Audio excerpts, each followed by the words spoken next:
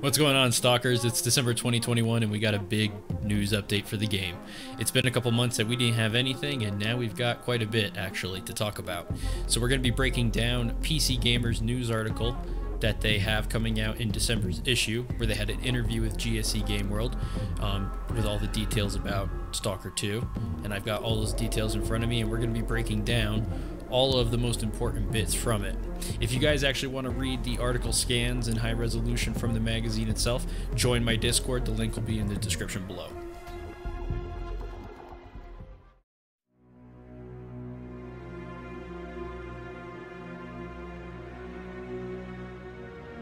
Stalker 2 features a vast open world to explore with different biomes, numerous locations, labs, and undergrounds to explore.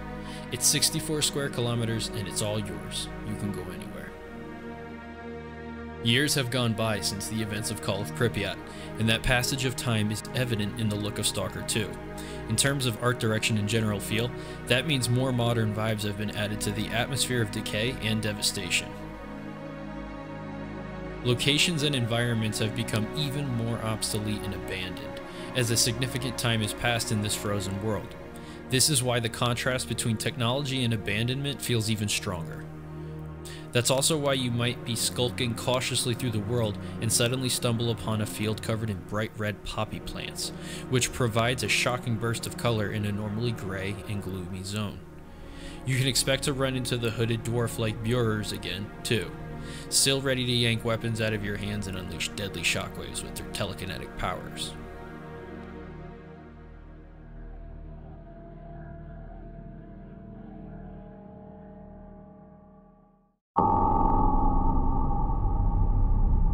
The deer look absolutely badass, with glowing eyes set below a massive cluster of jagged antlers.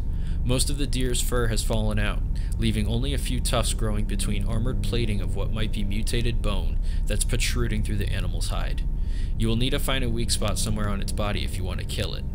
The deer can attack with its sharp hooves, both back and front, and that chaotic crown of jagged horns. This deer hasn't just mutated physically, but mentally. This is a psychic deer.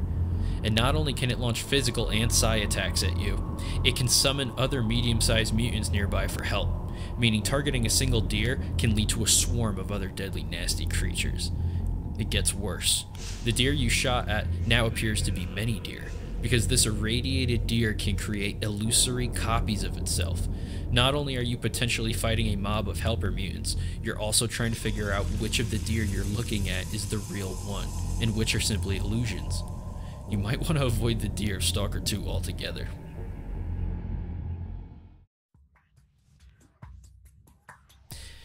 This is actually another idea that was originally present in the design outline for the original 2011 Stalker 2. And so it seems like this is another one of those ideas that they're revisiting and wanting to bring back for the new game. And from everything that we're reading and seeing from this article, it sounds fucking awesome. I'm very excited to see Psychic Deer in Stalker 2. I kind of wonder how that is gonna look.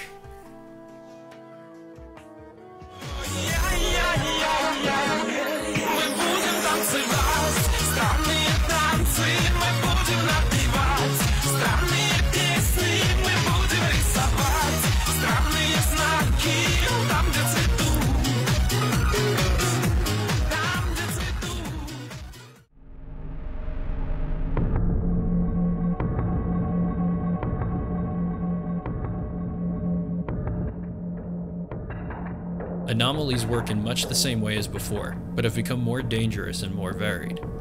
There can be singular anomalies, they can be clustered together in anomaly fields, and there are new arch anomalies, such as the Fire Whirlwind, which represents an even deadlier type of threat. Dashing through an anomaly field might save your life, but it's not going to be a long-term solution. Even if you survive, your equipment may be heavily damaged or even destroyed. As Grigorovich bluntly puts it, your armor will turn to dust after a few sprints through an anomaly field.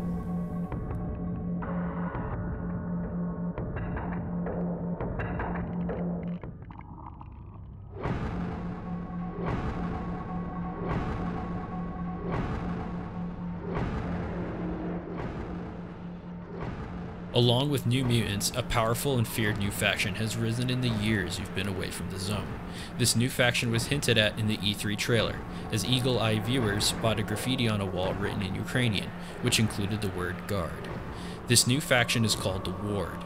Put it this way, if the zone is the Wild West and bandits are outlaws and bank robbers, the Ward are the lawmen. They may not have stars pinned to their chests, but they're definitely seen as police by the rest of the zone. The leader of the Ward is Colonel Alexander Korshinov, an accomplished and experienced soldier who personally recruited the faction's members from groups of highly trained mercenaries and turned them into a proper army. Duty sees the zone as a hazard to humanity and fights to eradicate it. The Ward, on the other hand, wants to control the dangers of the zone so they may serve humankind through scientific knowledge gained from them. As a result, the Ward's goal is to protect the important discoveries taking place at the Scientific Institute for Research of the Chernobyl anomalous area. Choosing to side with Colonel Korshinov and the Ward, or the leader and members of any of Stalker 2's factions, will be an important and difficult choice for players. Several conflicting ideologies can be found even within the same faction. Even within GSE Game World, Grigorovich sees people argue about the choices their co-workers have made.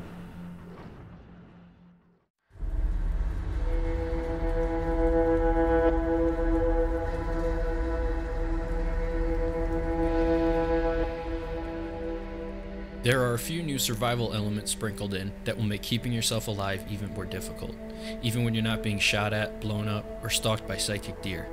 As always, you'll need to keep yourself well fed, but going without eating for too long will do more than simply lower your health points. There will be secondary effects of hunger, which included more difficulty aiming your weapons, and a loss of stamina.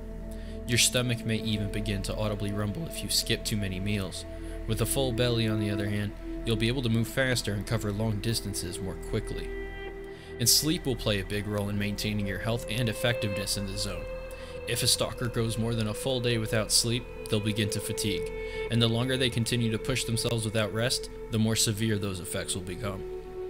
The stalker's vision will be affected. They'll lose stamina, and they may even begin experiencing auditory hallucinations. There are short-term solutions for dealing with the negative effects of hunger or lack of sleep. Any debuff can be overcome with an item for a short time period. For example, the negative effects from the sleep-deprived condition can be temporarily removed by having an energy drink.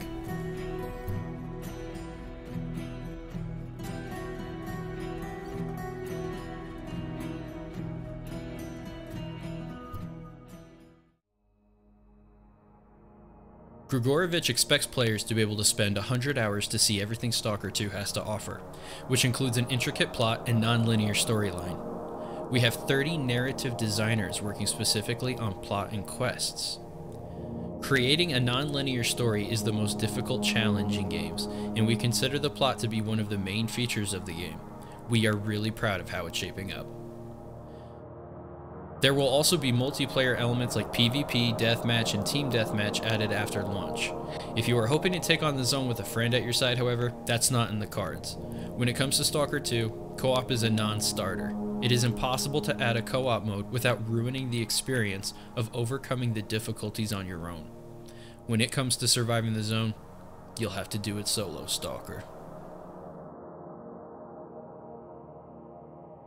That's all the news that I have for you guys today. Make sure you like the video and stay subscribed for all the up-to-date Stalker 2 news.